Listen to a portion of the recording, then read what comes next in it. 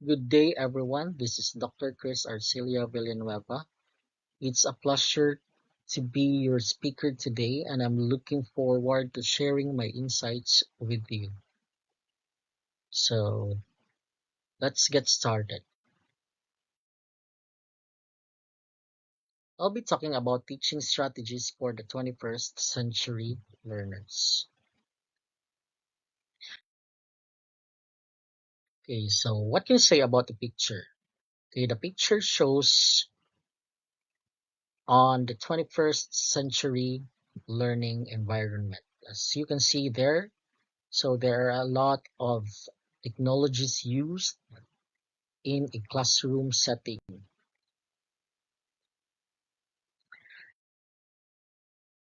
So these days, rote memory and traditional classroom lectures are becoming obsolete.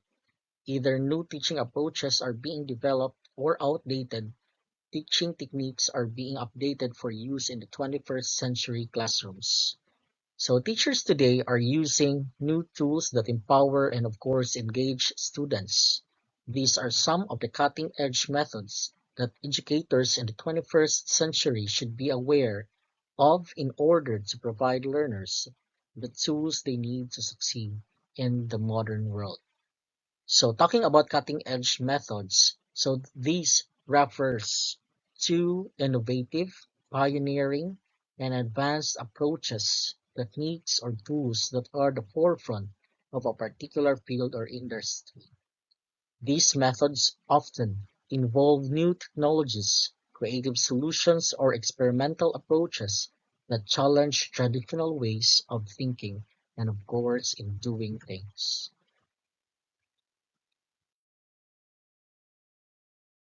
The 21st century skills are defined as a blend of content knowledge, specific skills, expertise, literacies, critical thinking, effective communication, problem solving, and high productivity.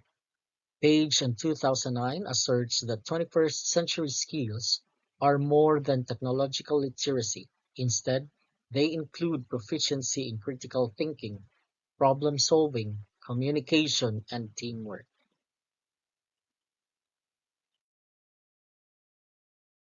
In this era of globalization and technology, employers recruit people who possess communication skills and think critically. That's according to Levy and Mornan of 2005.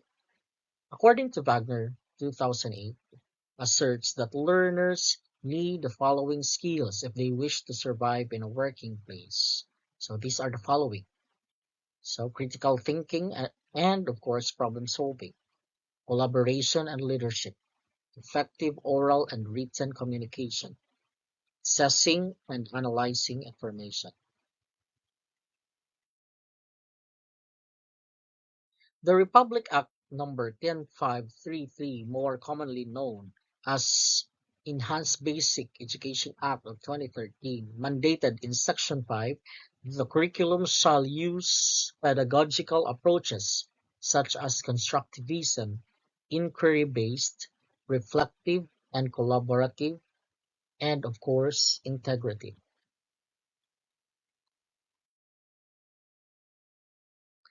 The law is supported by Deep Order Number 21 Series of 2009 on the policy guidelines of the K-12 basic education program to ensure that schools will implement these learner-oriented approaches to support the new K-12 curriculum. Teachers were instructed to adopt strategies and learning opportunities that foster active learning, cooperative learning, collaboration, exploration, contextualized, and of course relevant.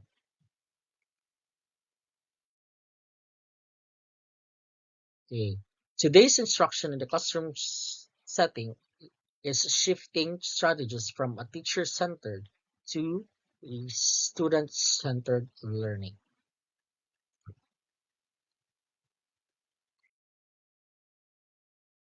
Okay, now what are the types of pedagogical approaches? Okay, first we have the constructivist approach. Second, reflective approach. Third, collaborative approach. Fourth, integrative approach. And the last one is inquiry-based approach. Okay, so what is collaborative approach?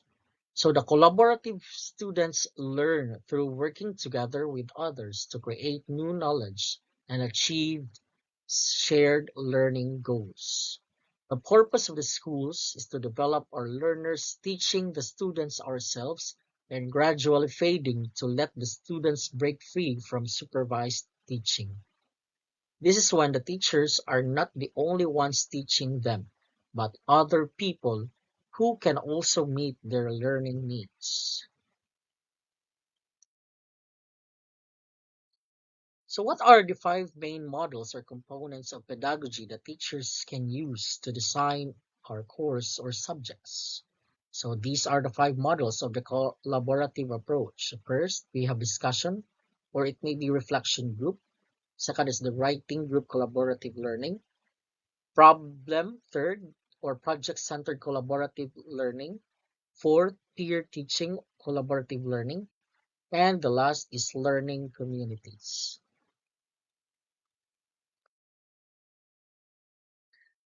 So what are the suggested activities for collaborative learning approach or collaborative approach with ICT integration? First, we have communication and collaboration tools, for example, the Google Doc or documents, Jamboard. Second is information search and gathering tools, for example, Google Search and Bing. Then third, we have content modification and calibration or content creation and development, for example, the YouTube. And of course, the last is responsible digital presence.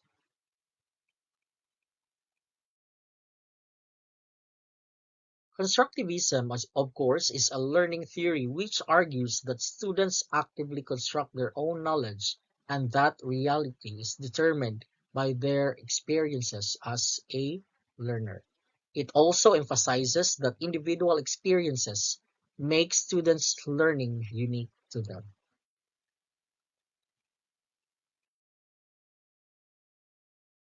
Okay, now what are the rules of the teacher in a constructivist classroom? Okay, what is now the rule of, or what are now the rules of the teachers in a constructivist classroom?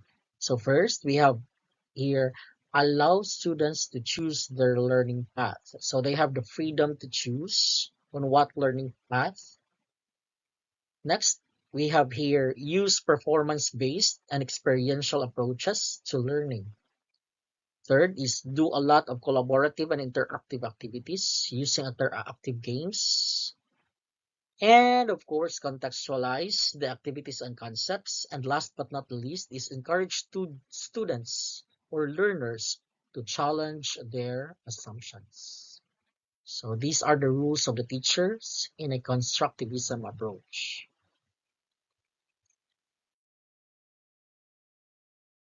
Okay, how do we operationalize constructivism inside the classroom? Okay, first, use the PBL in the classroom. So what is PBL? PBL stands for project-based learning. Second, practice collaborative learning through pair or group activities with clear roles for each student or learners. Next, tap on the higher order thinking skills of the students or include higher order thinking skills. Next, we have employ authentic. Talking about authentic, it should be real learning to engage students in performing tasks and creating products that have practical application and relevance.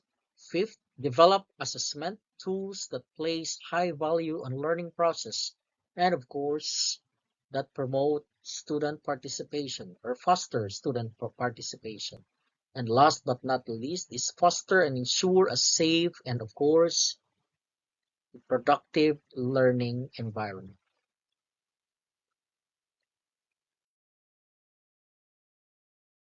Okay, let's proceed to integrative approach. Okay, from the word integrate. Integrative approach lets the students learn in a way that curriculum content cuts across different learning areas and context. So in other words, we have to integrate topics or contents within and across different learning areas or contexts. So it may be described as an approach to organizing curriculum in a way that cuts across subject matter lines, bringing together various aspects of the curriculum into meaningful association.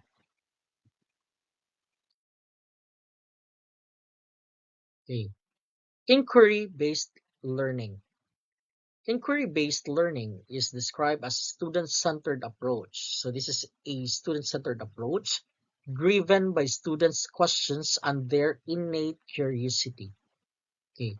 It is closely related to what scientists use in the field since it capitalizes on interest and promotes a variety of methods that lead to better understanding of concepts or phenomena.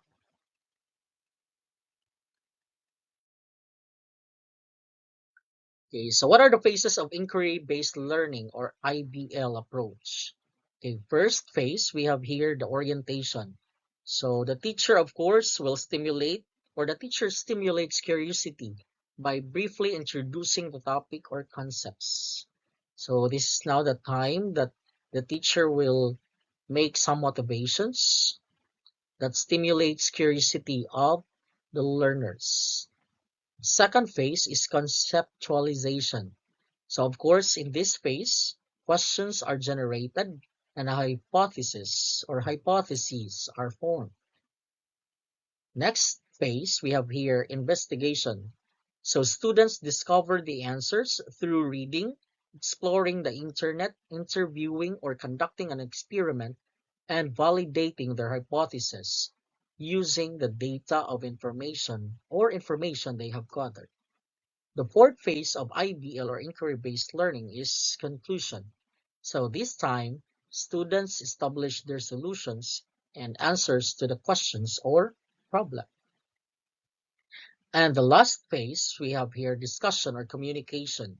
So this time also the students share and inform others about their findings and new learnings. So they are going to discuss the findings with their group or with their peers.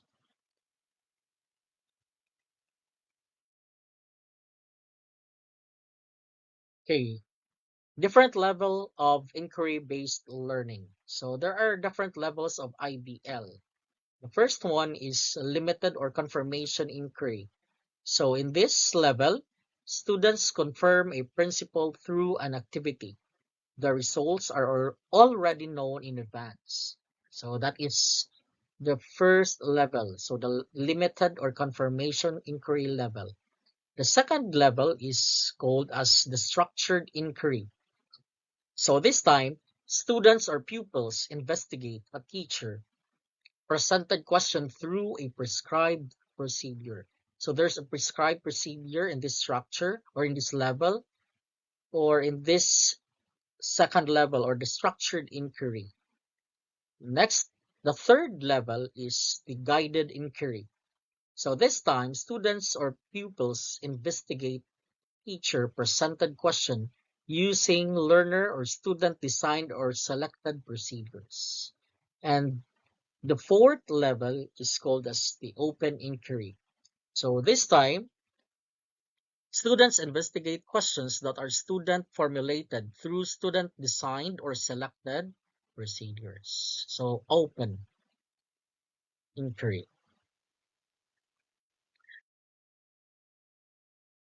Okay, instructional models using inquiry-based learning. So the most appropriate instructional model that conforms to the tenets of IBL is the 5E or the 5 E's of the lesson plan that has been extended to 6 E's or 7 E's. So the original is 5 E's. Okay, 5 E's stand for engage, explore, explain, elaborate, and evaluate. However, as years passed, elicit and extend have been added. So again, elicit and extend have been added to 5 E's from the past 5 E's structure.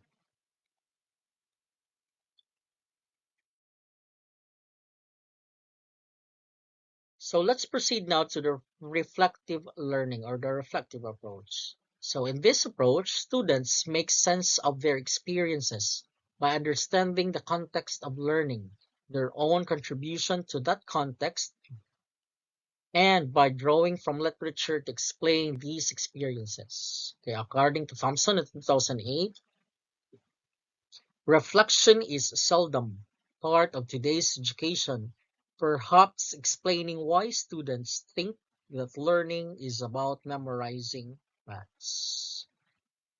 Okay.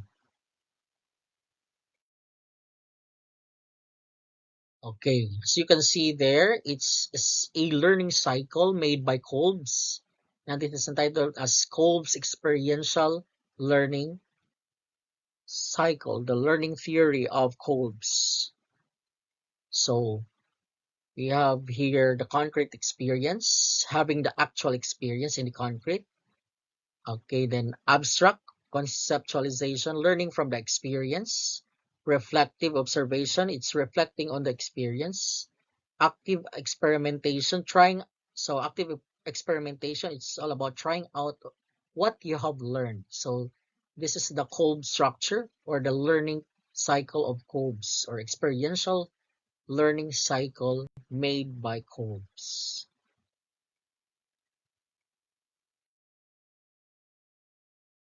Okay, as you can see there, it's also a presentation of experiential learning. Okay, so from abstract conceptualization, from active experimentation. So again, it started with abstract conceptualization. Second is active experimentation. Then to concrete experience. And then to reflective observation.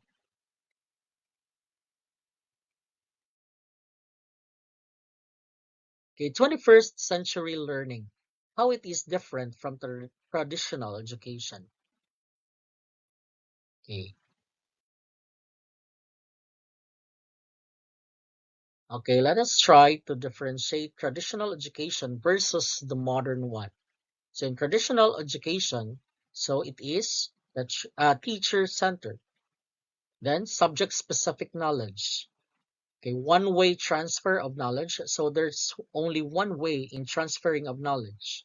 Then it's passive, and of course it's limited. Then it's more on theory, or it is theoretical.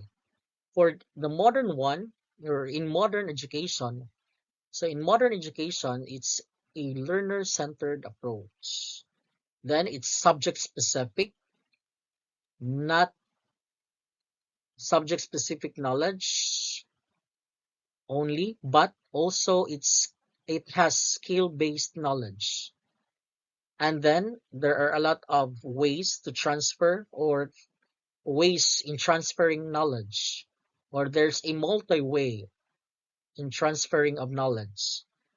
And next, it's interactive, and of course, it's engaging. And of course, it's based on concepts, and it's practical.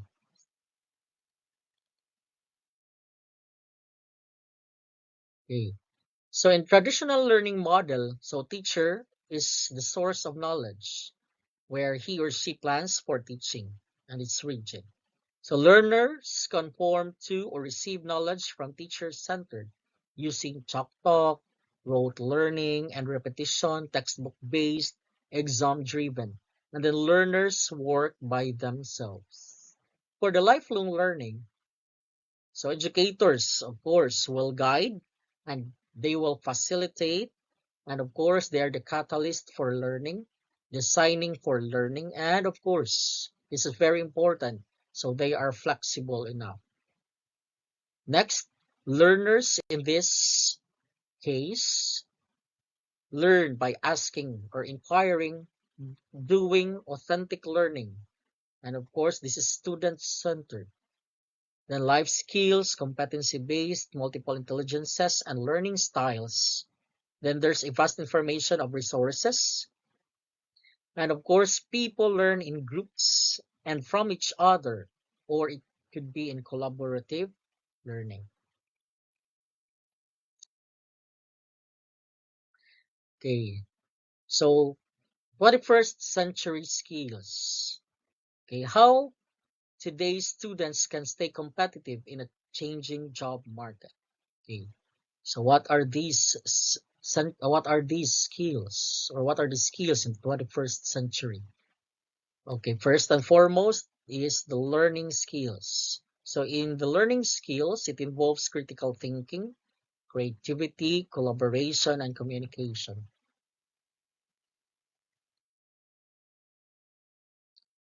Okay, we also have literacy skills. Okay, in literacy skills, wherein you can get some informations through books, textbooks, or media, and of course with the use of technology. So it can promote or augment the literacy rates of the learners with the use of the technology or the advent of the technology. Then we also have here the life skills. So we let them become flexible, promote good leadership or effective and efficient leadership. Then we also let the students to become initiative, productive, and of course, it also promotes social skills. Okay, what are the characteristics of a 21st century teacher? Okay, so we have here 1, 2, 3, 4, 5, 6, and 7. Okay, what are the 7 characteristics of the 21st century teacher? So the teacher, of course, in the 21st century is the adapter, the communicator, the learner, the visionary, the leader, the model, and of course the collaborator. So the 21st century teacher, as a risk taker, must of course have a vision of what he or she wants and what the technology can achieve to be able to identify goals and facilitate learning, take risks, and sometimes surrender to the student's knowledge and use the strengths of these digital natives to understand and navigate products, and of course have students teach each other.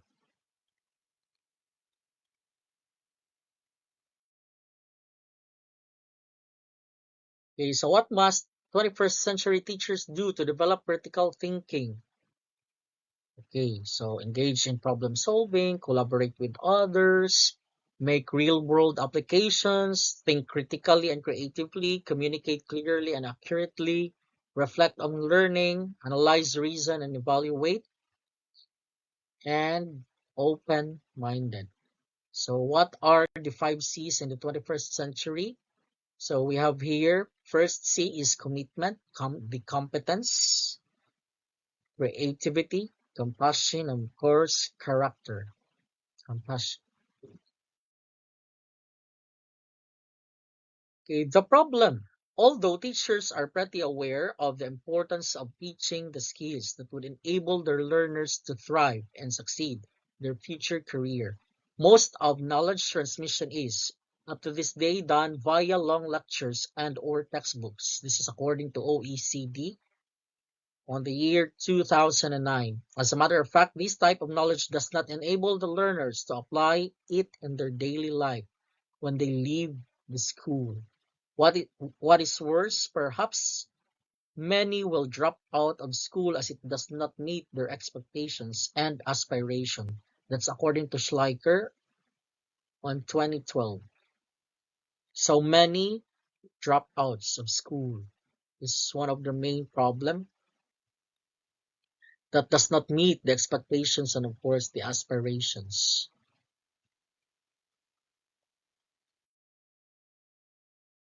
So what could be the possible solution?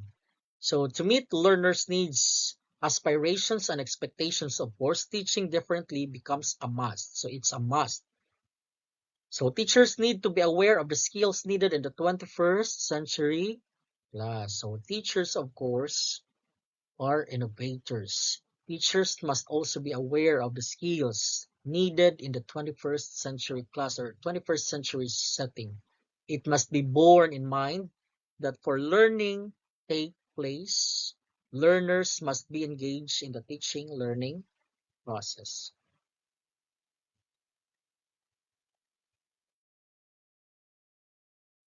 Okay, So when teachers administer innovative tasks, learners are inspired and demonstrate willingness in learning. The strategies described above are by no means exhaustive, so teachers, policymakers, and leaders should be involved in an ongoing development and reflection to refine ideas to make education in full harmony with 21st century learners. So ideally, teachers should use a wide range of engagement strategies and then masterfully facilitate their implementation. Not only do engagement strategies enable teachers to capture the interest of learners or children as they learn the skills and concepts necessary for success in school, but children also experience what it feels like to be engaged in learning, a lifelong gift. Oh, okay, so to end my session, I have here a famous quote from Alvin Toffler.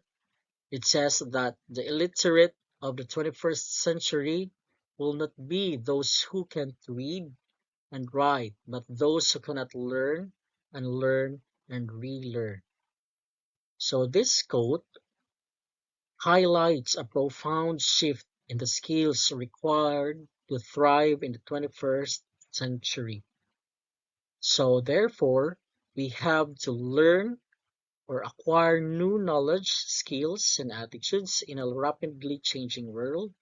We also have to unlearn, let go of the outdated informations, the habits, and of course our mindsets that are no longer useful or relevant. And we also have to relearn, meaning we have to relearn or adopt and update existing knowledge and skills to remain relevant and effective.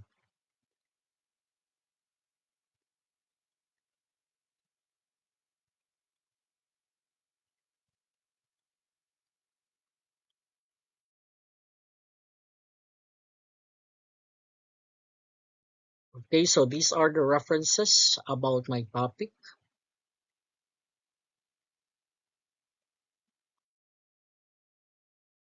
Okay, so I hope you've learned a lot from me. Thank you once again and have a good day, everyone.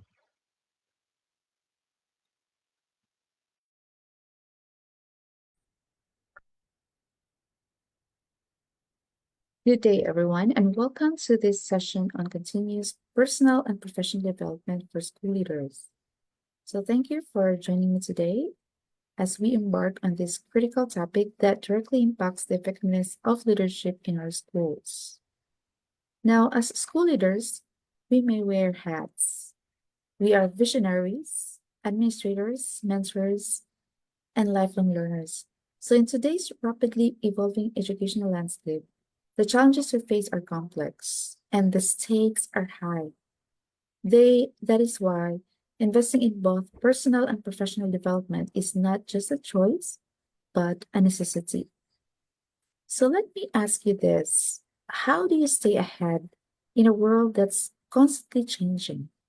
Whether it's adapting to new technologies, responding to diverse student needs, or cultivating a culture of innovation, continuous growth ensures we're equipped to lead with confidence and clarity. So, what do we mean by professional development?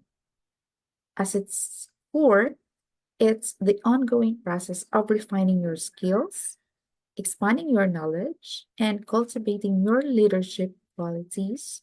And it's about striving to be the best version of yourself for your team, for your students, and your community. Over the course of this lecture, we'll explore the importance of personal and professional growth for school leaders, practical strategies for sustaining developments, and how continuous learning influences school culture and student success. So, with that in mind, let's dive into why personal and professional development matters more than ever for school leaders in today's educational context. Now that we have set the stage, let's take a closer look at what we'll be covering in today's session. So here's an overview of the key areas that we're going to discuss to build a comprehensive understanding of continuous professional development. So what is CPD? So we'll begin by defining CPD. What does it mean in the context of school leadership? And we'll explore the idea that CPD isn't just about formal sessions, right?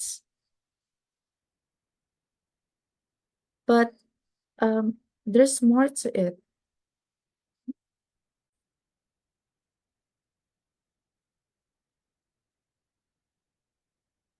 So we'll discuss how CPD impacts not only your professional effectiveness, but also the broader school environment and student outcomes. So there's more to CPD than meets the eye. It encompasses all aspects of learning and self-improvement. So next, we'll dive into why CPD is essential. Now, as school leaders, why must we constantly strive to improve? No? And CPD can take many forms. So from formal courses and workshops to informal activities like peer discussions and self-reflection. So we will explore the various types of CPD so you can identify what works best for you. Next, after understanding the types, we'll introduce the CPD cycle, a structured approach to personal and professional growth. So this includes identifying developmental needs, planning actions, implementing learning, and evaluating outcomes. So this cycle ensures CPD remains focused and impactful. Okay. And finally, we'll look at the overarching aims of CPD. What should you be striving to achieve through this process? And we'll discuss how CPD aligns with your goals as a leader, how it supports the broader mission of your school. So each of these sections will provide actionable insights to help you embrace CPD as a powerful tool for growth. And let's begin with the foundation of what is CPD. Okay.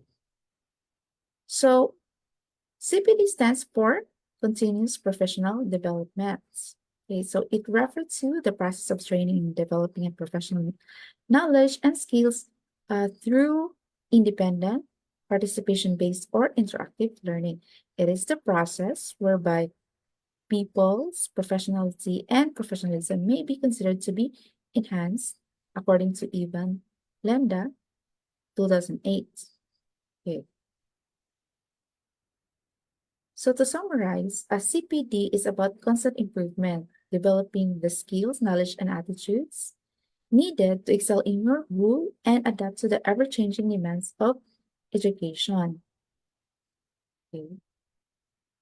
So CPD means the process of training and developing professional knowledge and skills. So this can happen through various methods, including independent study, right? Participation-based activities or interactive learning. And the goal is to remain competent, informed, and effective in your role. And I like the way Linda Evan, okay, puts it, no? It is the process through which people's professionality and professionalism are enhanced. So it is striving to be better, not just for ourselves, but for the communities we serve.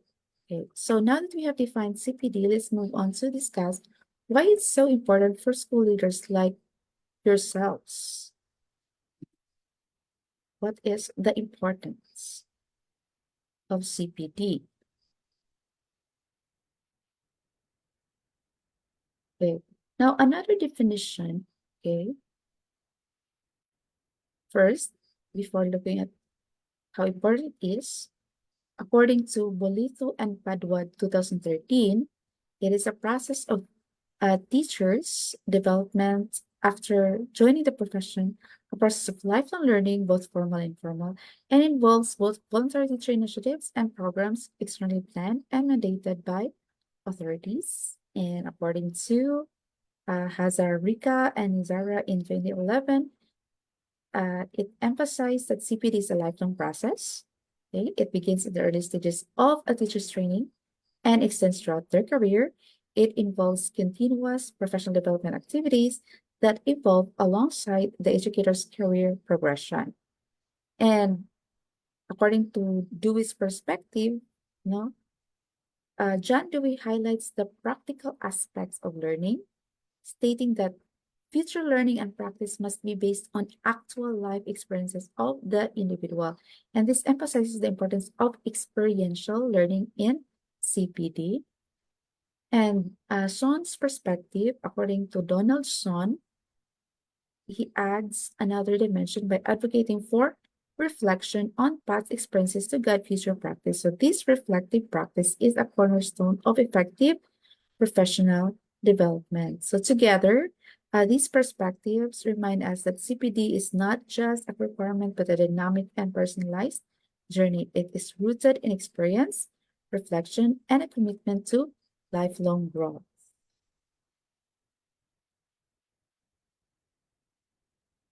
Okay.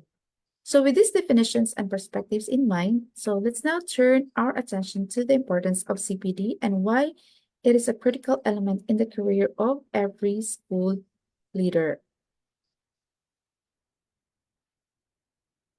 So let's now reflect on why CPD is crucial for educators and school leaders. Okay, so the following insights from prominent educationists highlight the significance of lifelong learning in teaching and leadership.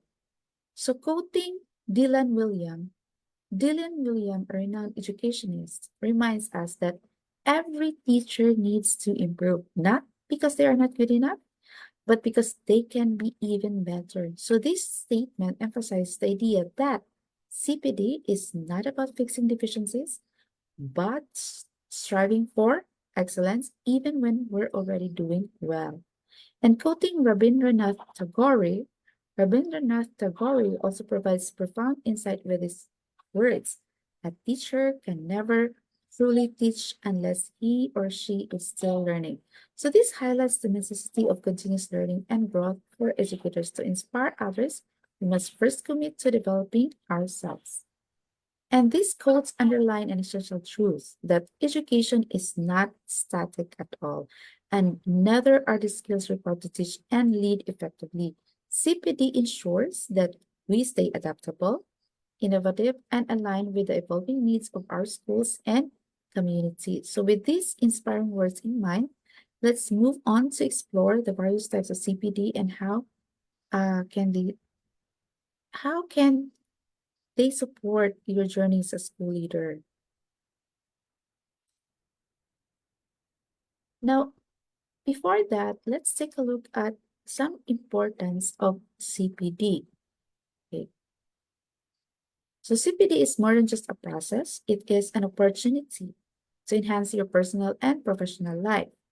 So it improves personal skills and select confidence. So CPD enhances your intellectual capacity, sharpens your personal skills, and boosts your confidence. Okay, so which are fundamental for effective leadership and decision making.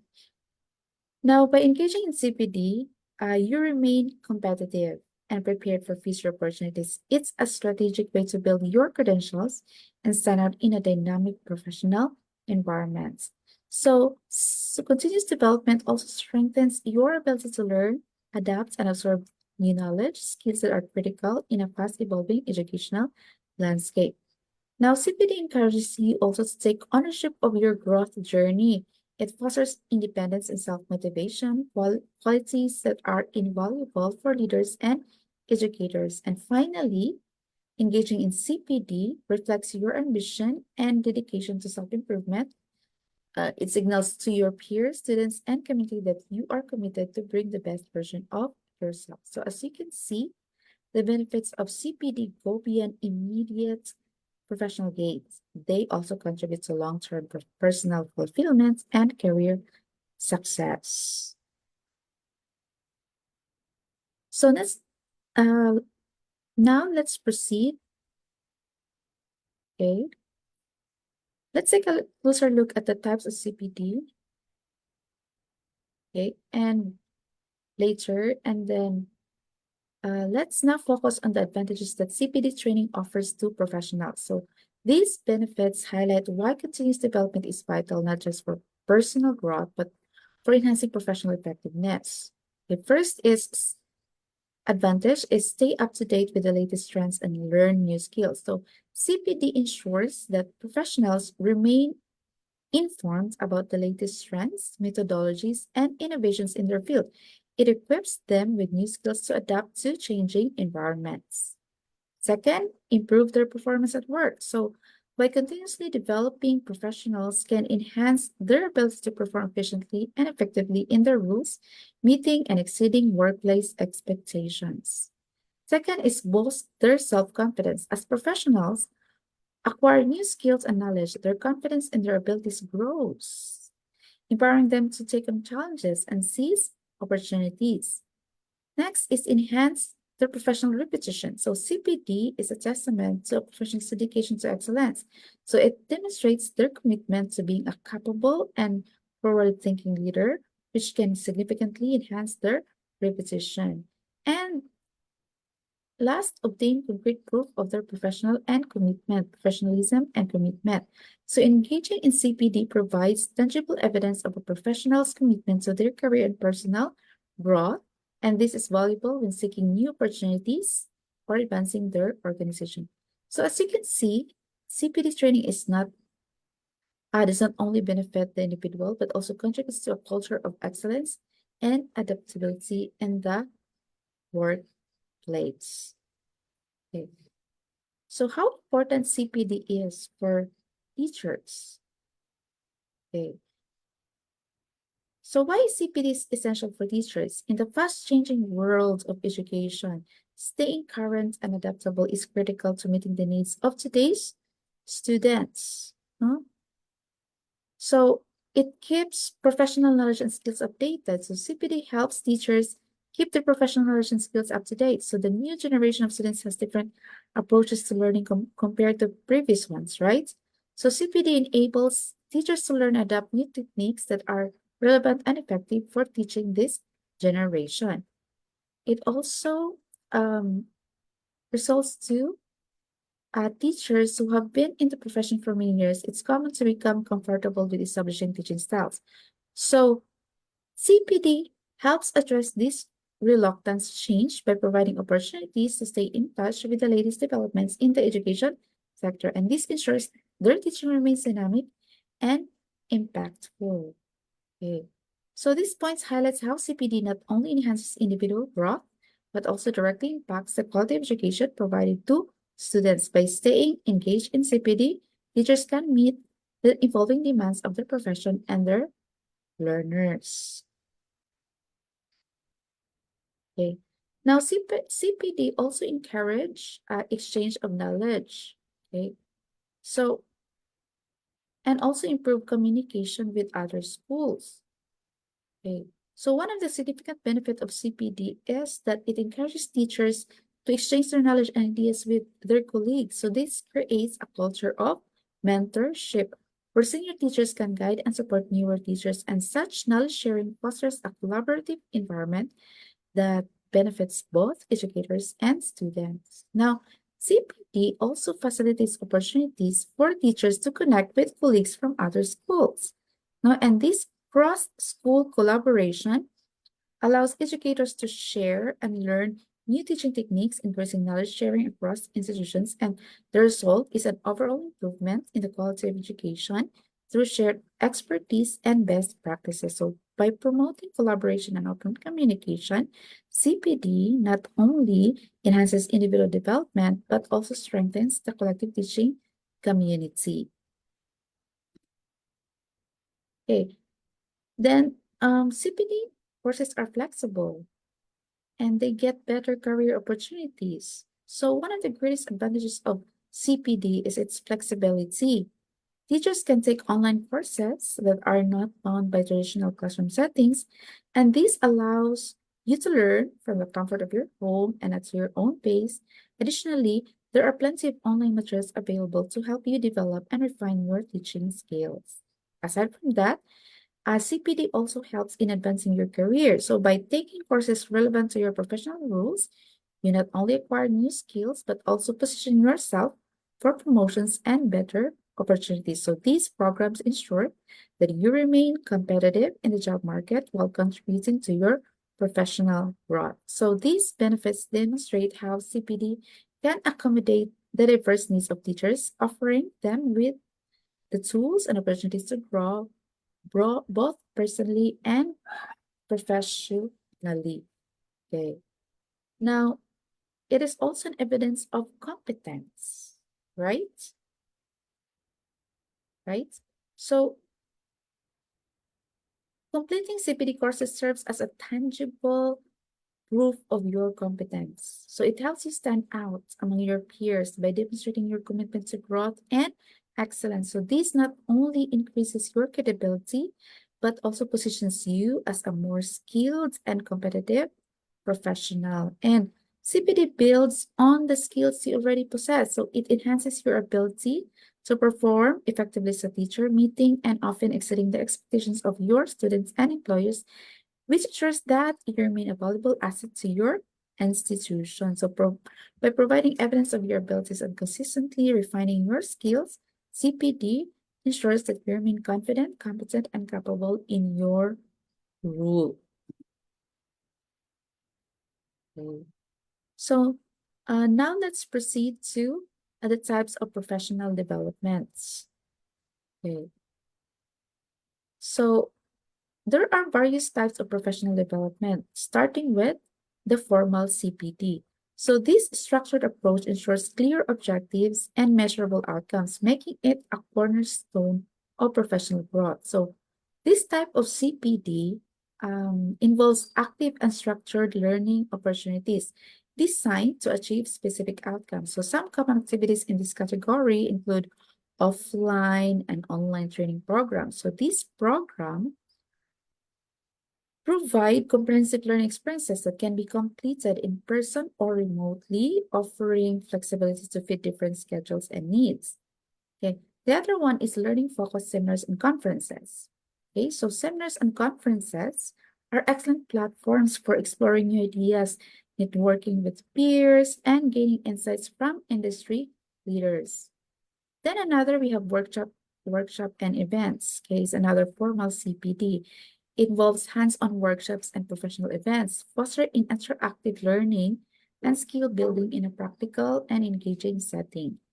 Next, we have lectures. Lectures offer opportunities to gain in-depth knowledge from experts in the field, providing a foundation for further exploration and application. So formal CPD is highly effective for targeted skill enhancement and professional competency. It is a structured way to address specific needs and goals in your career journey. Okay. Moving on. Okay. Another type of CPD is informal CPD. Okay.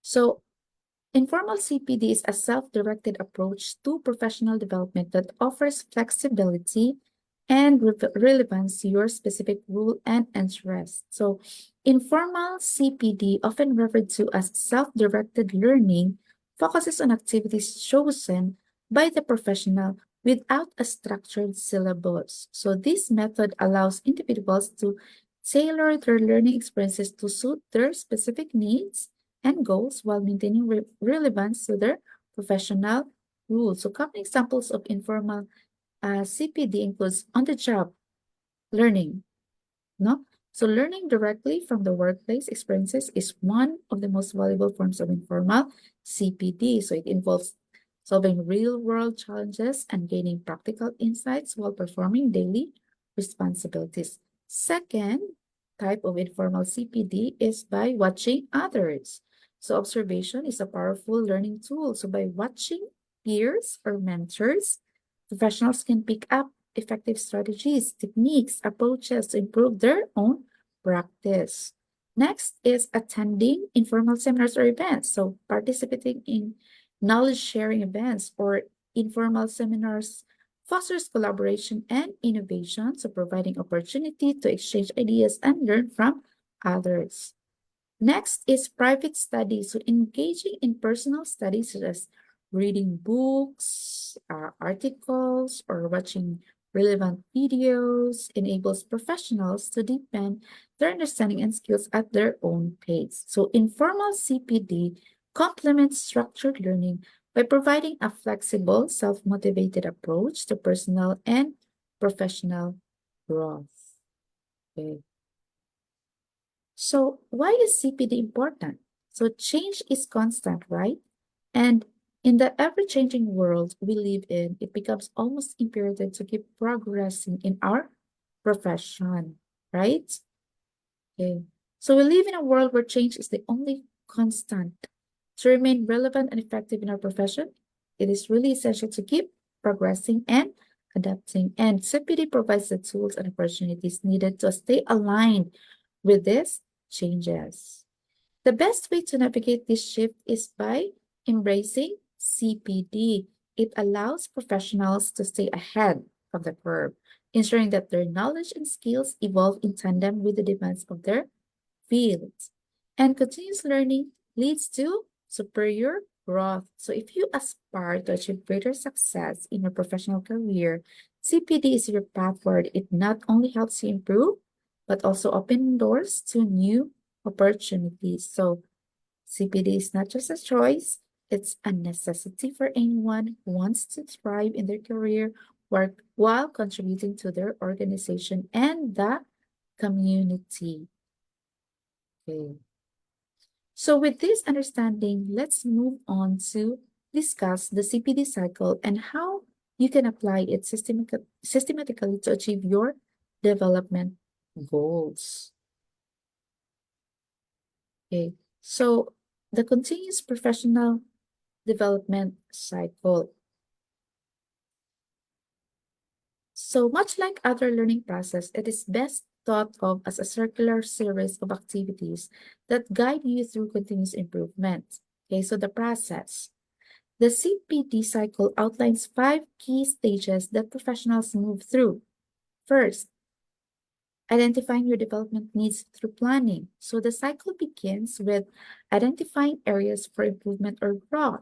So this involves self-reflection, feedback, and setting clear objectives what you want to achieve. Second is carrying out your learning activities. So next, engage in activities that address your identified needs, and this can include formal training sessions, workshops, seminars, or even informal self-directed learning. No? The next is reflecting on your learning. So reflection is a crucial step in the cycle. Take time to assess what you've learned and how it relates to your goals. So this ensures that the learning is meaningful and applicable. Next is applying it. So knowledge and skills gain value when they are applied in practice. So implement what you've learned in your professional work to see tangible improvements and results. Okay, next is sharing it with others. So finally, share your knowledge and experiences with colleagues. This not only reinforces your learning, but also contributes to the development of your team or organization. So the CPD cycle highlights the importance of continuous assessment and adaptation. By following this framework, you can ensure that your professional development is both systematic and impactful. Okay. So now that we've covered the CPD cycle, let's look at the diagram, okay, of its framework, no? So this visual representation of the CPD cycle emphasizes its circular and ongoing nature. So each stage seamlessly connects to the next, so illustrating the iterative process of growth and improvement. So first is identify your plan. So the process begins with identifying your goals and development needs. So planning is essential to focus your efforts on areas that will have the greatest impact on your professional journey. Next is learning activities. So once your plan is in place, the next step is to engage in learning activities. So these can range from formal training programs to informal self-directed study tailored to your objectives. Okay, next is reflect on your learning. So after completing the learning activities, it's crucial that you have to pause to reflect on what you've gained. And this step ensures you internalize the knowledge and evaluate its relevance to your professional goals. The next step is apply your learning. So learning becomes valuable when it is applied in real-world settings. So this stage allows you to implement new skills and knowledge and driving improvement in your work and outcomes. Then fifth, we have share your learning. So the final step is to share your insights and experiences with others. Collaboration and knowledge sharing not only solidify your own learning, but also contribute to the growth of your team or organization. So this cycle is a dynamic and continuous process and encouraging lifelong learning and adaptation. So as the diagram shows, once the cycle is completed, it naturally flows back into the planning stage, now reinforcing a commitment to ongoing development. So with a clear understanding of the CPD cycle, okay, so let's summarize how these stages help you achieve your professional aims and goals.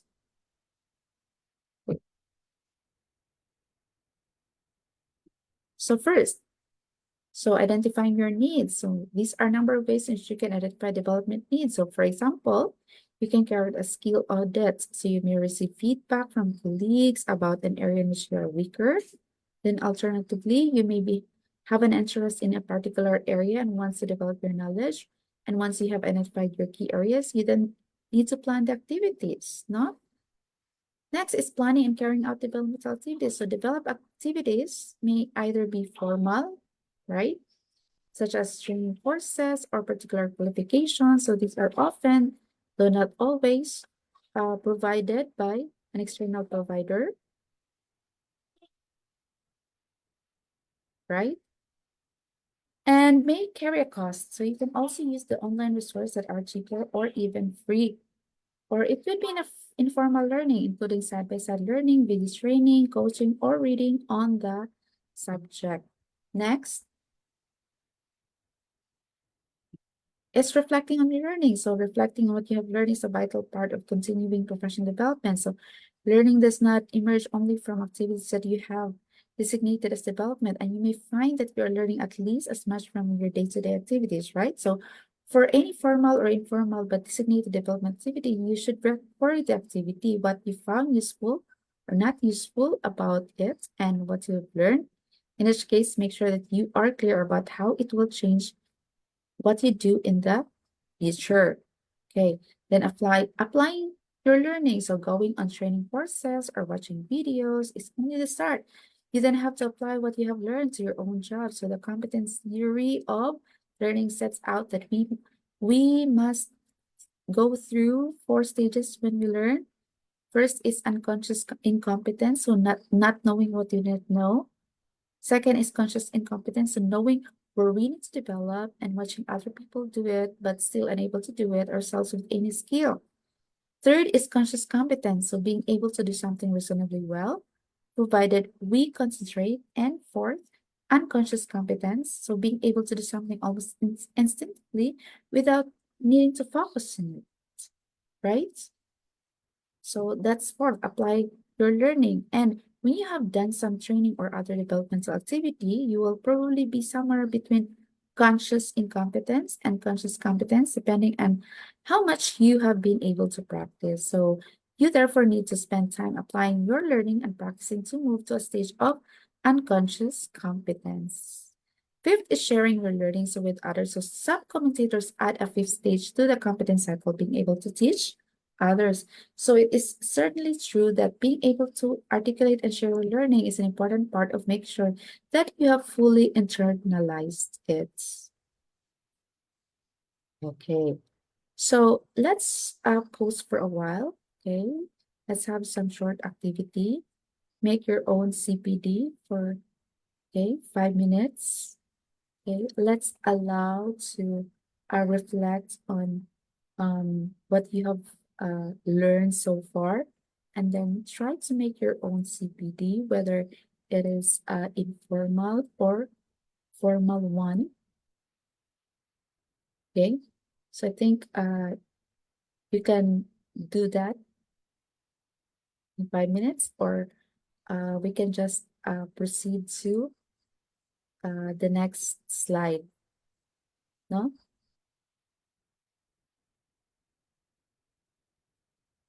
Okay, so take a moment to think about your personal and professional development needs as a school head. And using the CPD cycle as a guide, identify one or two key areas you'd like to focus on for improvement or growth, and outline a simple plan for how you would address these needs. Include potential learning activities, now ways to reflect on your progress, and how you might apply what you learn in your roles. And finally, think about how you can share your learning with colleagues or your school community. Okay.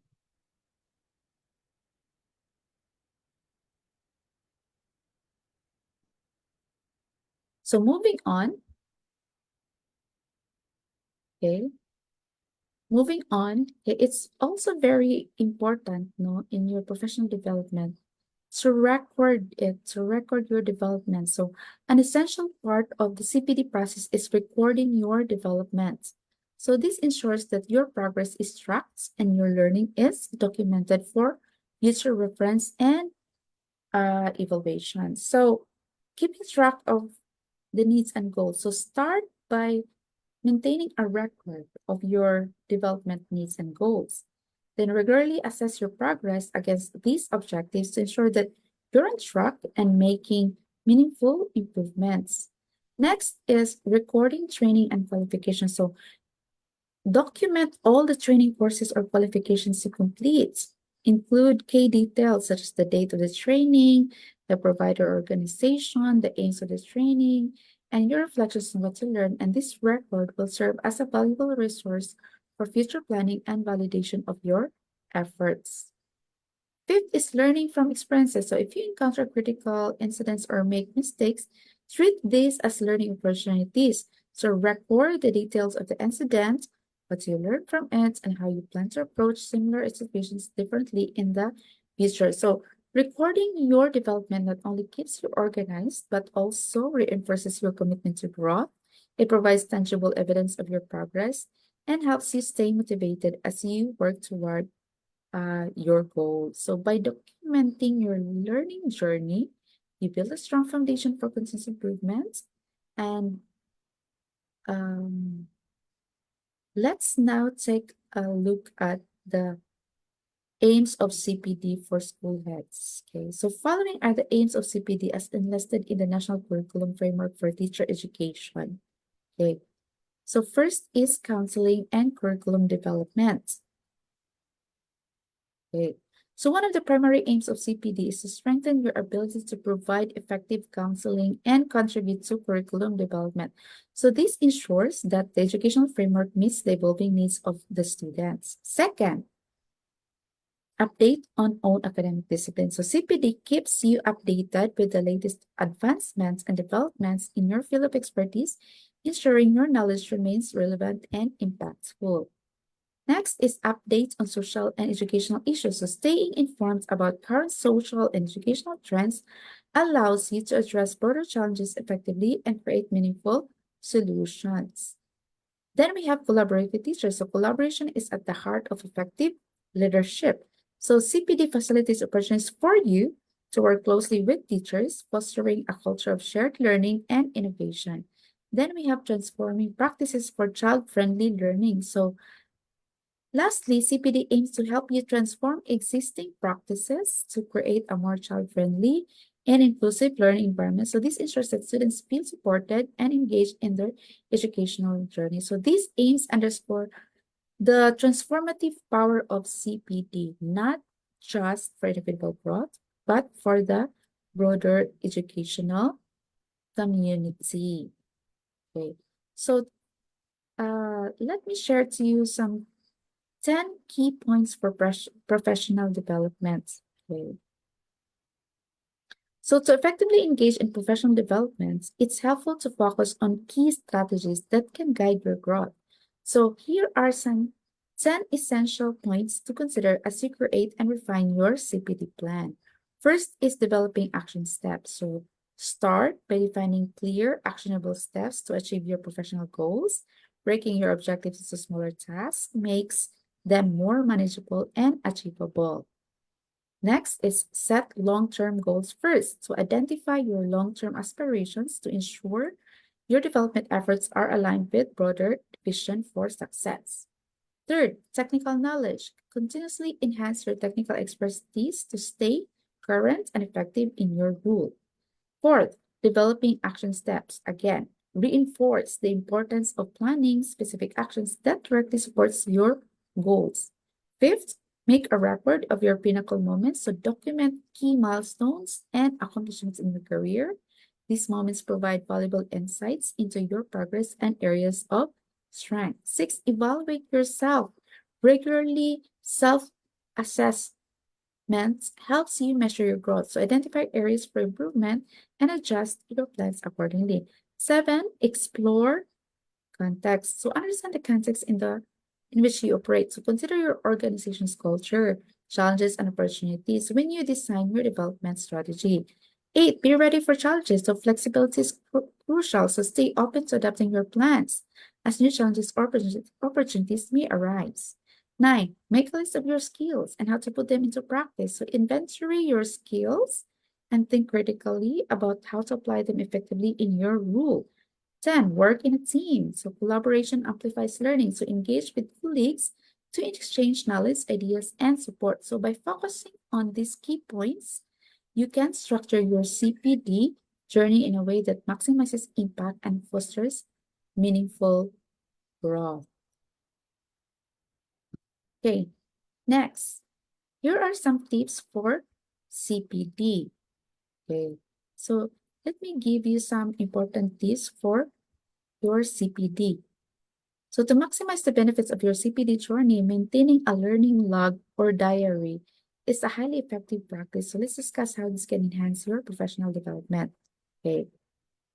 So the purpose of a learning log. So a learning log helps you document your experiences, reflections, and key takeaways. So this regular habit ensures you're consistently tracking your growth.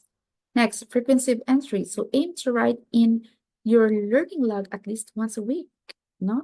If not daily. Regular updates make it easier to identify patterns, achievements, and areas for improvement. And what to record for each event or activity that you find useful, include the following. So the situation, what happened, describe the context for event, what you've learned, highlight the key insights or skills gained, and what you will do differently. So reflect on how this learning will influence your actions moving forward.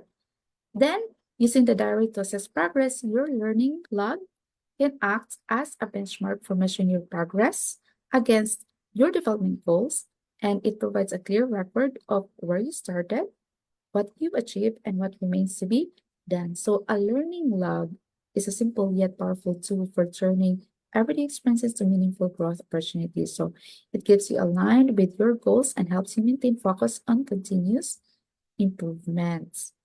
Okay. So another tip for your CPD. Okay, so building on the previous tips, so another effective strategy for CPD is engaging in discussions and collaboration with your colleagues. Okay, so let's see how this can enhance your professional growth. So the habit of sharing. So develop the habit of regularly discussing your learning experiences with your colleagues. So this creates opportunities for mutual growth and support.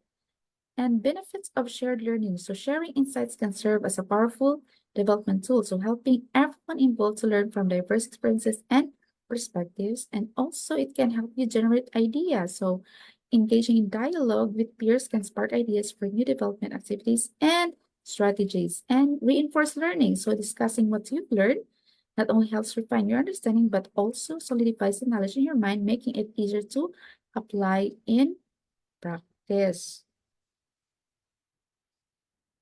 And plans can be helpful, right?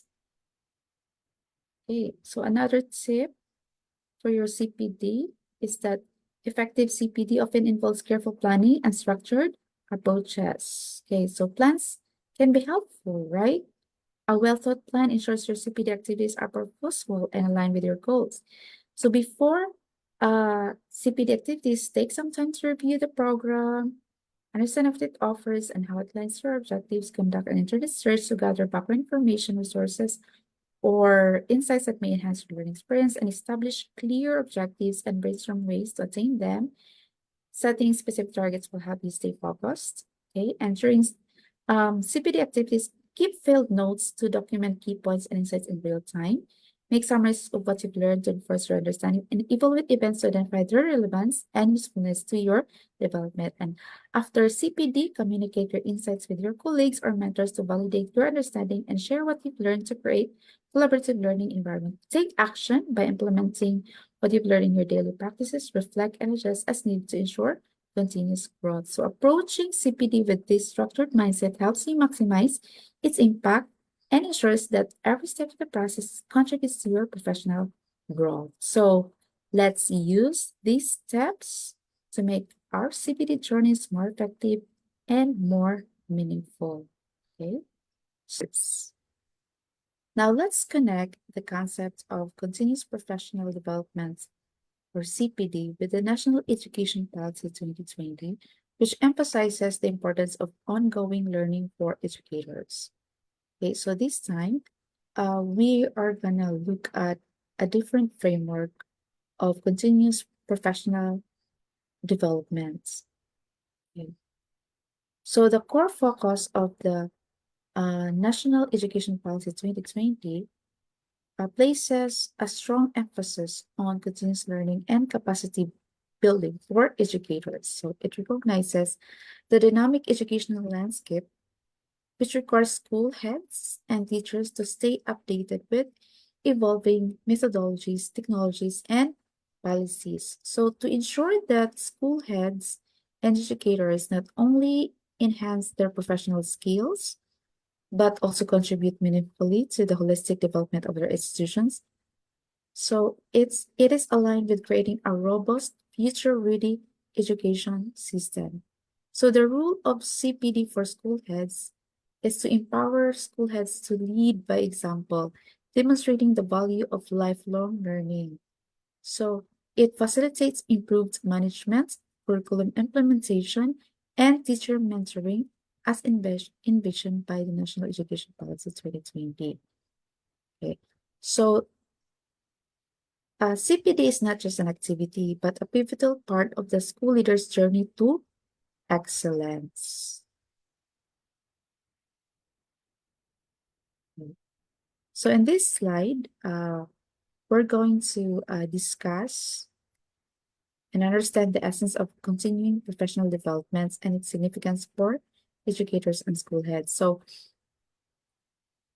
by definition, CPD is the ongoing process of learning and developing skills and knowledge throughout one's career.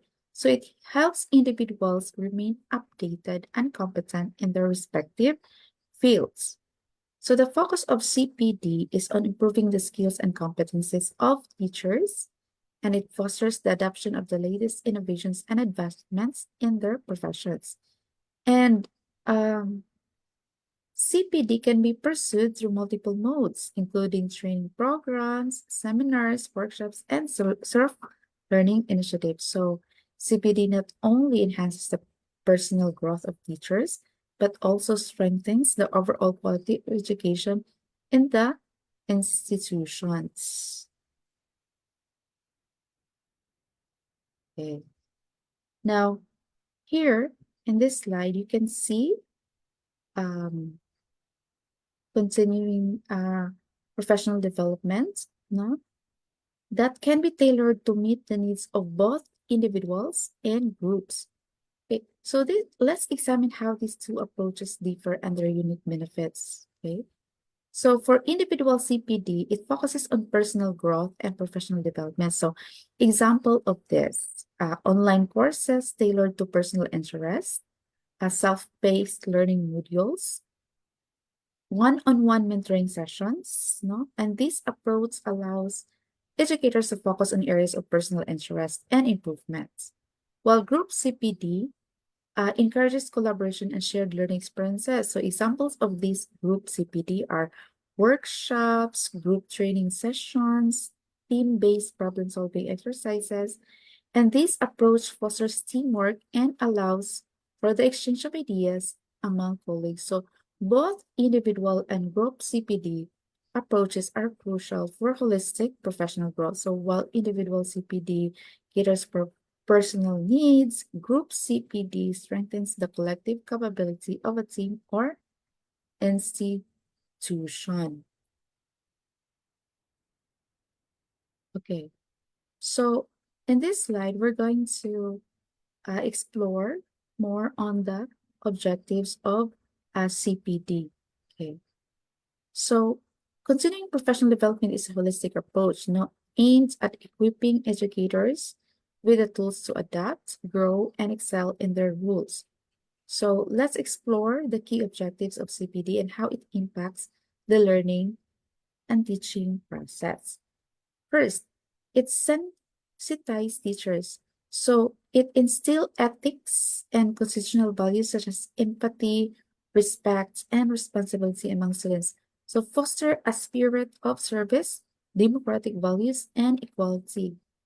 Next is it reconceptualized citizenship education. So it emphasizes human rights and environmental protection, promote harmony with the social and natural environments, and cultivate skills for peaceful learning. No, and it also equips teachers as counselors. So address the social, emotional, and psychological needs of the students, develop first-level counseling skills for classroom settings. And also, it integrates art and creativity. So it encourages art as pedagogy to enhance creativity and innovation. It strengthens a student's holistic development through personal and social growth. Now, it also creates inclusive learning environments. So enable teachers to design inclusive and enriching classrooms and focus on creating safe and healthy spaces for learning. Now, it also promotes multidisciplinary education, facilitate education across sciences, arts, and humanities, and ensure unity and integrity across disciplines. And it also enhances learning approaches. So provide training in competency-based experiential integrated learning methods, introduce ICT, tool-based, and art-integrated learning for improved short outcomes. And it also support multilingualism. So encourage the use of multiple languages in education and highlight the power of language, enhancing teaching and learning process. So these objectives guide CPD in transforming teaching practices, fostering innovation, and promoting inclusive and student-centered learning. Now to continue, okay, let's delve deeper into how CPD aims to empower educators in fostering a holistic, inclusive, and skill-driven learning environment. So CPD also promotes life skills development. No? So it helps teachers inculcate communication, cooperation, teamwork, and resilience in students. It also promotes respect for diversity. It encourages sensitivity to diversity in gender, case, religion, socioeconomic status, and local context, foster an inclusive approach to lifelong learning. It also fosters national pride. So teach rootedness and pride no, in the rich, diverse, and ancient heritage, promote knowledge of traditional and modern cultural systems, and it also promotes transition to competency-based learning. So shift focus from rote learning to activity-based and competency-based driven teaching methodologies. It also develops stress-free assessments. So equip teachers to create assessments emphasizing competency development in a stress-free manner and integrate new initiatives. So educate teachers and school heads on implementing new educational policies and practices in their schools. It also promotes leadership transformation, enables school heads to provide strong academic and administrative leadership for innovative practices. It also encourages reflective practices to make teachers proficient in exploring, reflecting, and improving their teaching strategies. It deepens knowledge on curriculum, orient teachers toward 21st century teaching skills and academic advancements, and facilitate research and reflection. So encourage educators to research and reflect on their learners and educational practices for improved outcomes. So these objectives ensure that CPD not only improves teaching practices, but also prepares educators to lead transformative educational experiences. Okay, so in continuation, okay, let's take a look at other objectives, no, of CPD in preparing teachers for dynamic rules in education and fostering collaboration and reflective practices. So it prepared teachers for expanded rules. So train teachers for rules linked to school education, including development of e-content and digital resources, curriculum and textbook development, community engagement activities. It also fostered intellectual collaboration, encouraged teachers to overcome intellectual isolation, promote sharing of insights and experiences among peers, academicians, and intellectuals, and facilitate academic participation through both offline and online platforms. It also promotes child-centric teaching strategies, no? Provide orientation in innovative teaching learning strategies, and enable students to learn how to learn, construct knowledge through observations, experiences, analysis, and reflection, and encourage self-regulated professional development. So motivate teachers and head teachers to engage in self-regulated professional growth practices and address local and global educational issues. Upgrade teachers' understanding of educational and social issues at local and global needs. Equip them to act effectively on these concerns. So by achieving these objectives, so CPD equips educators to lead transformative initiatives in education while addressing the evolving needs of learners and society. Okay, now let's take a look at the broad objectives of CPD. So in the broader perspective, okay, and CPD aligns with lifelong learning, training, and development. So the broad objectives of CPD involves enhanced skills. So equip educators with advanced skills to excel in teaching and learning environments. Stay updated, so ensure educators remain informed about the latest trends, the tools, and methodologies in education. Improve student outcomes, so foster better learning experiences and improved academic achievements for students. Next, adapt to changing needs. So it enables educators to respond effectively to the dynamic needs of modern education. It also builds confidence. So it strengthens teachers' confidence in their capabilities and expertise. It also raises professional standards. So uphold and enhance the quality and standards of the teaching profession. And it improves overall education quality. So contribute to the broader goal of enhancing the quality of education at all levels. So the graphic here emphasizes the cyclical process of continued professional development, which involves lifelong learners, training, and development. So these objectives collectively ensure that CPD supports educators in their growth while elevating the education system as a whole. Moving on, we have here the framework for CPD of teachers, head teachers, and teacher educators. Okay. So here, we are going to look at how CPD addresses the needs of teachers, head teachers, and teacher educators across different stages of their professional journey. Okay. So let's take a look at the stages of CPD development. Okay. So it involves the foundational stage. So in this stage, it focuses on building essential teaching skills and pedagogical understanding for new teachers. Okay. Then we have the preparatory stage. So this stage equips teachers with advanced tools and strategies to meet classroom challenges. Next is we have the middle stage.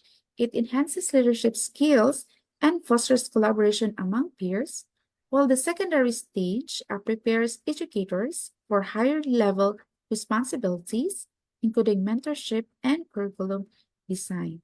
So the opportunity for educators, uh, it involves self-improvement. So it encourages ongoing learning and adaptation to innovative practices. For learning innovations, it integrates the latest tools and techniques to enhance educational outcomes.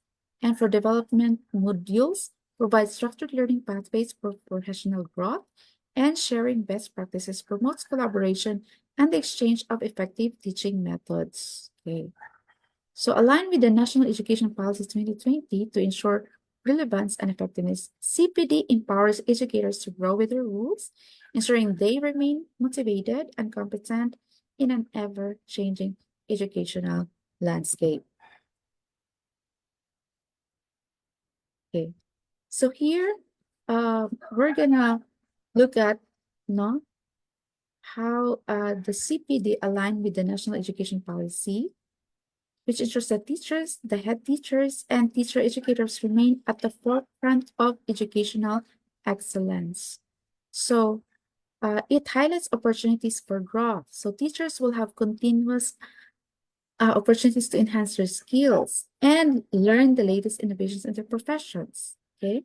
And the modes of delivery, it could be through multiple modes such as local, regional, state, and national workshops, or it also involves online teacher development modules or international workshops.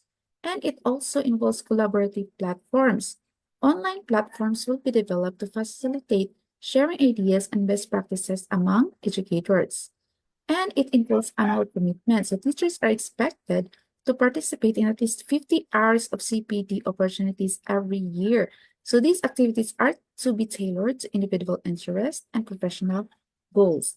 And the focus areas of CPD, foundational literacy and numeracy, formative and adaptive assessment of learning outcomes, and competency-based learning with innovative pedagogy such as experiential learning, arts integrated and sports integrated approaches, and storytelling-based methodology. So these systematic CPD initiatives emphasize holistic teacher development, ensuring educators are well equipped to meet contemporary challenges. Okay. So to continue, okay, under the National Education Policy 2020, leadership and management rules are pivotal in driving educational excellence. So here, professional development focus on leadership development, wherein school principals and school complex leaders will engage in modular leadership and management workshops. So these opportunities aim to enhance their leadership and management skills. It also involves collaborative platforms where online development platforms will enable leaders to share best practices with peers, continuously improve their strategies and methodologies, and involves annual commitment. Leaders are expected to complete 50 hours or more CPD modules annually, and these modules focus on leadership and management strategies, content and pedagogy, and preparation and implementation of competency-based education plans. So investing in leadership skills through CPD empowers school leaders to create a more impactful learning environment for students and teachers. Okay. So here is an example of a course design. A well-structured course design is critical for effective implementation of CPD for teachers, head teachers, and educators. So key elements of course design involve planning CPD opportunities. So strategically scheduling and organizing CPD sessions to ensure maximum engagement and relevance. Next is module development. So designing specific learning modules tailored to the needs of educators. Next is the implementation modes. So it could be face-to-face mode, promoting interactive learning through physical sessions, or online or open distance mode, flexible access to courses for remote participants. Next is digital repository of resource persons. So establishing a comprehensive database of experts to facilitate CPD programs. Fifth is annual CPD calendar, so creating a structured timeline for CPD events throughout the year. And sixth is continuous assessment No regular evaluation to measure the effectiveness and impact of CPD sessions. Then we have financial support and resources. So identifying and allocating funding to sustain CPD initiatives. So these elements ensure a cohesive approach to professional development, empowering educators to deliver impactful education. Okay. Now let me show you how a CPD profile looks like. Okay. So a CPD profile is a comprehensive record of an educator's professional growth, combining both their plans and achievements. So the key components of a CPD profile includes the CPD plan. No?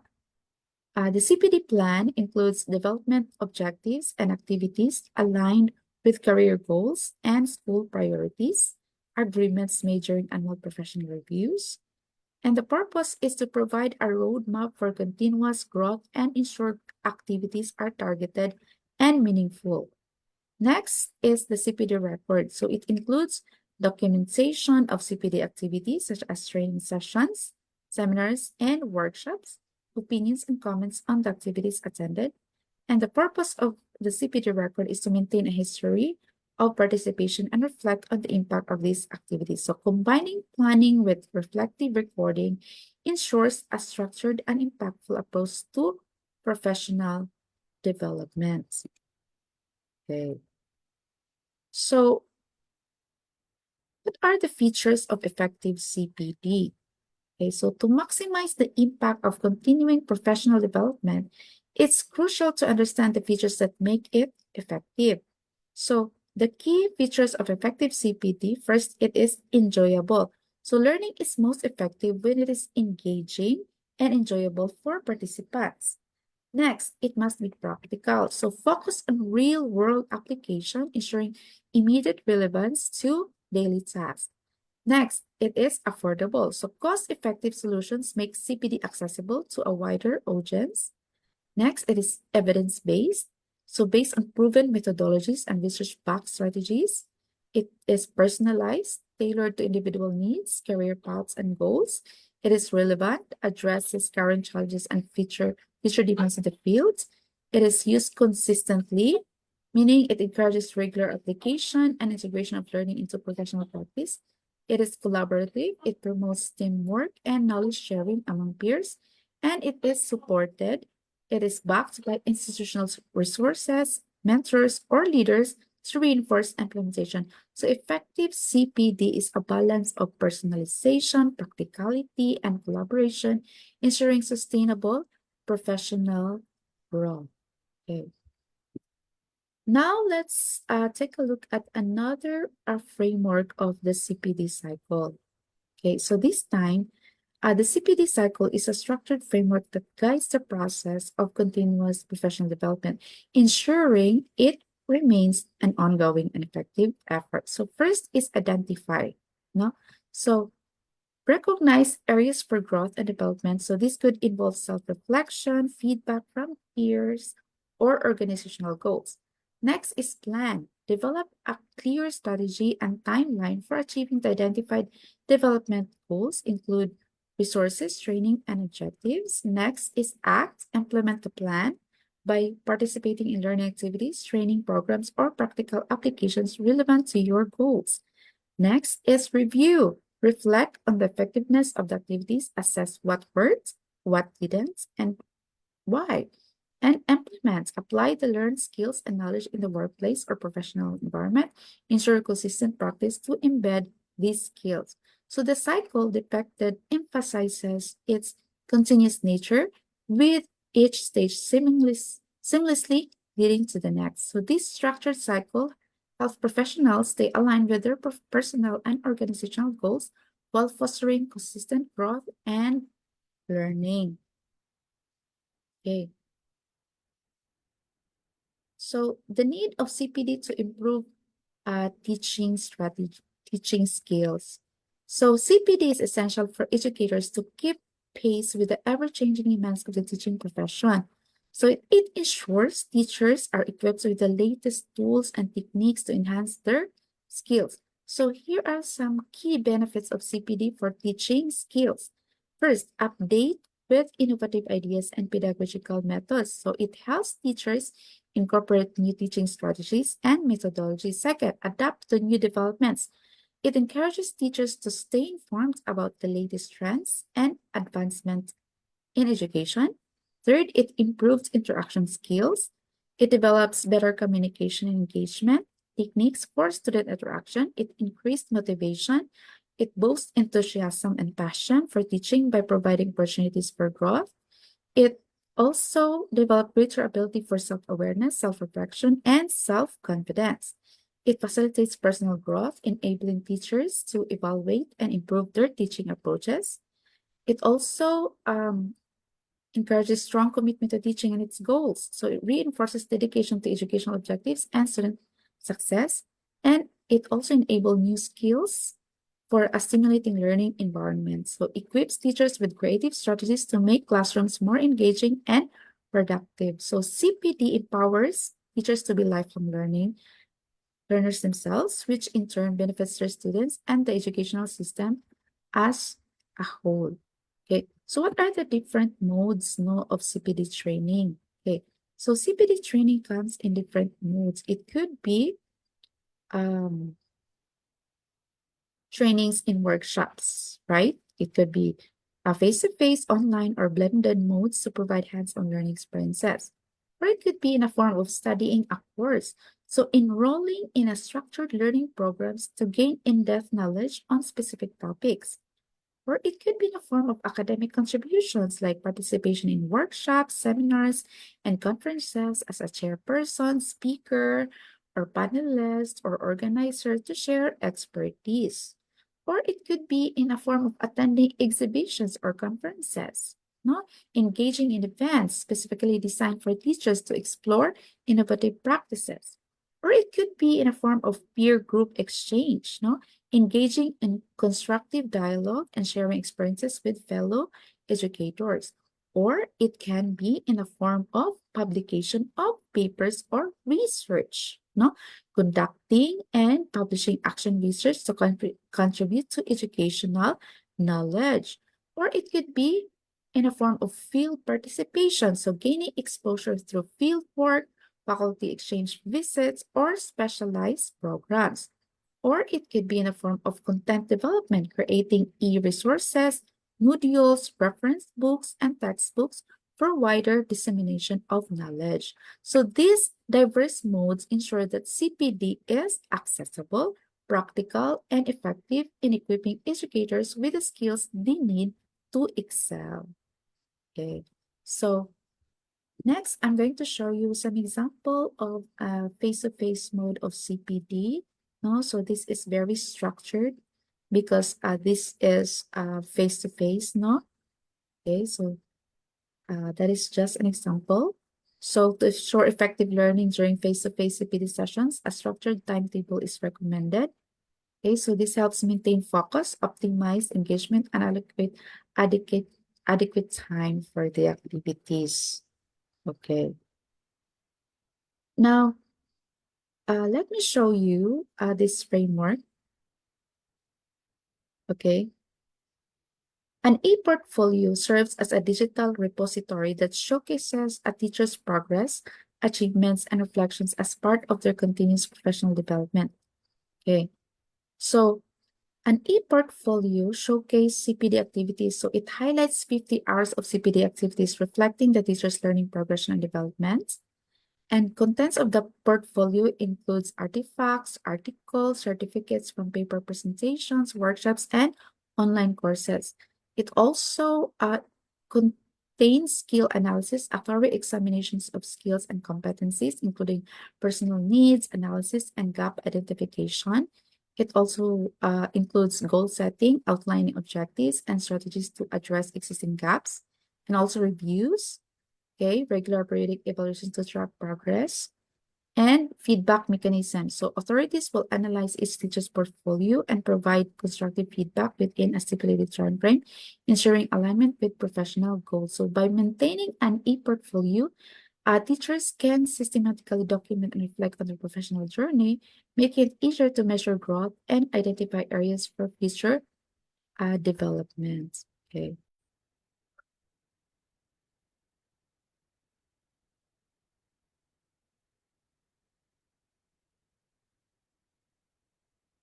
So now let's take a look at this framework for the generic concerns for the professional development of teachers. Okay.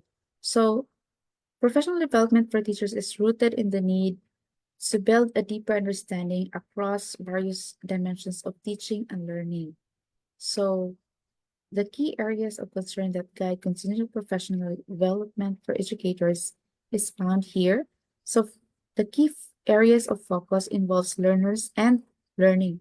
So understanding learners and the complexities of teaching and cognitive processes involved in understanding and learning, okay, is important, no?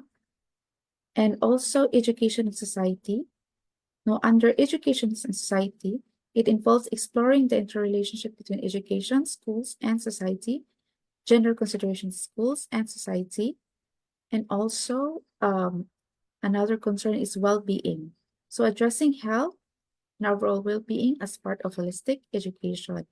Another concern is inclusive education, so fostering relational ideas of inclusion and diversity in classrooms, issues of knowledge construction, curriculum development, and pedagogy in inclusive settings.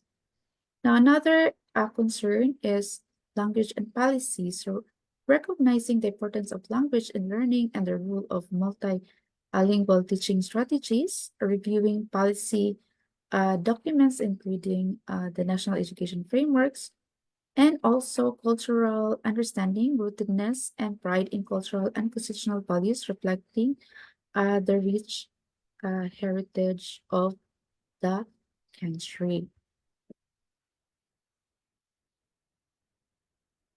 Okay.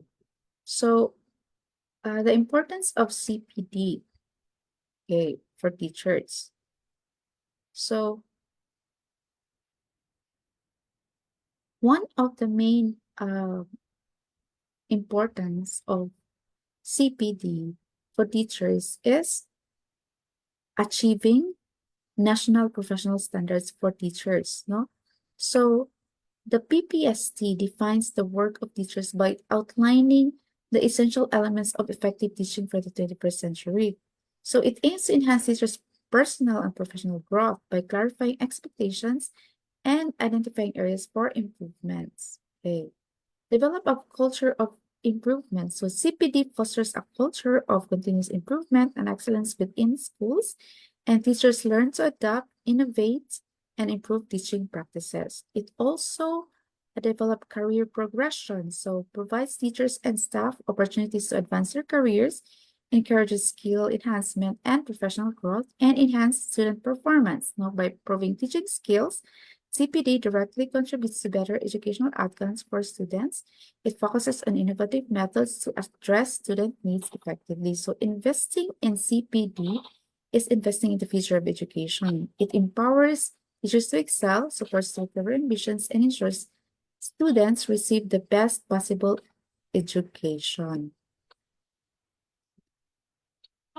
So let me end this session by reflecting on this quote by Prophet Muhammad, okay, which says, "Seek knowledge from the cradle to the grave." So this timeless quote emphasizes the importance of lifelong learning. So it serves as an inspiration for educators and learners alike to continuously pursue knowledge and self-improvement. So in the context of continuous personal and professional development, it reminds us that personal and professional growth is an ongoing journey, not confined to any specific stage of life. So let this wisdom guide us in our commitment to learning and teaching, and may we always strive to grow, adapt, and inspire others throughout our lives. So thank you very much for being part, no, of this journey toward professional excellence. Together, let's uphold the values of learning and growth. So with that, thank you very much, no, for listening.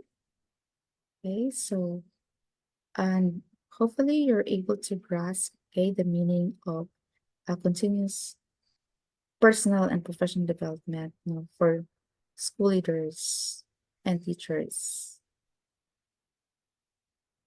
Thank you.